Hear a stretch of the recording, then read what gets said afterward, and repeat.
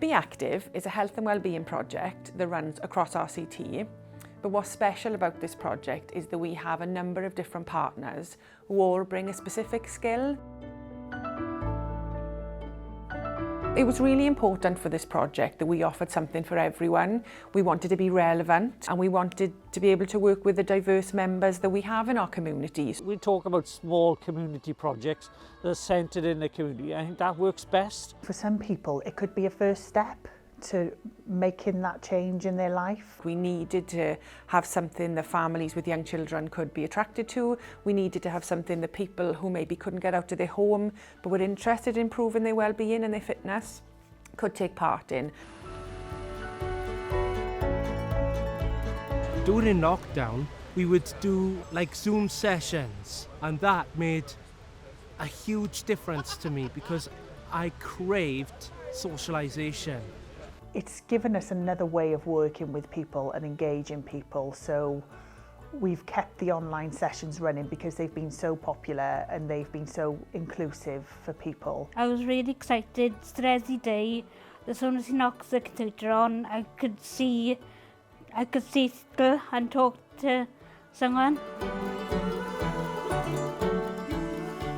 Volunteering for health and wellbeing, we know, is really good and can have a really positive impact. Whether it's parents or people like Dan and Les who come today who just want to give up their time and volunteer. You often find when people begin to participate in something and their health and well-being improves, so does their confidence, and they get to a point where, rather than be passive, I suppose, and take from the project, that they want to be active, give something back. It's like a focus point for me once a week, and obviously now I'm volunteer and I enjoy that. That gives me a sense of satisfaction. For me, volunteering means that I'm able to mix with the community, get to know people. I feel that I'm giving back in some way to a community and creating community. It's a lovely thing to be able in that position where you're giving somebody your trust and your knowledge and encouragement that they can go on and do that, you know.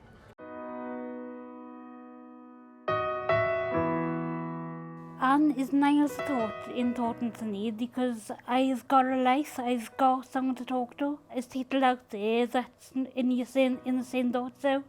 And this project has offered that one-to-one support at home with where participants can build their confidence to a point where they're ready to join a group. The groups are very supportive with each other. There's a lot of peer support that happens there. We've been able to work with Interlink's wellbeing officers and with local GPs who've been able to refer people in, knowing that people are not expected to just turn up and feel confident in a class. It's also helped to train me.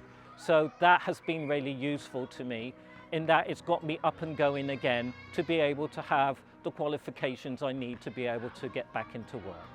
People are learning skills and they take it back home to their family. Andrew will probably tell you himself, he didn't leave the house for about 9 years. And this was the first thing he came out of the house for. Before I started coming here, I'd be in the house all the time, I'd be hardly going out. Despite the fact that I have autism, right, I'm a very sociable person. To have that outlet during the lockdown was a massive blessing. Because COVID meant that so many people were isolated, I think people realised how important it was to make those social connections with other people. It made people look at that and address it and realise actually moving forward in life this is really important if you want to stay feeling well. But it's also offered people social opportunities, you know, and opportunities to get more involved where they live.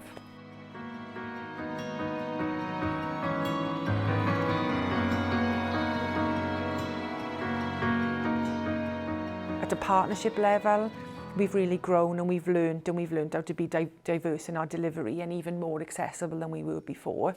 But I think for participants as well, we've seen many people come on a journey and achieve things that maybe they didn't think was possible in the beginning.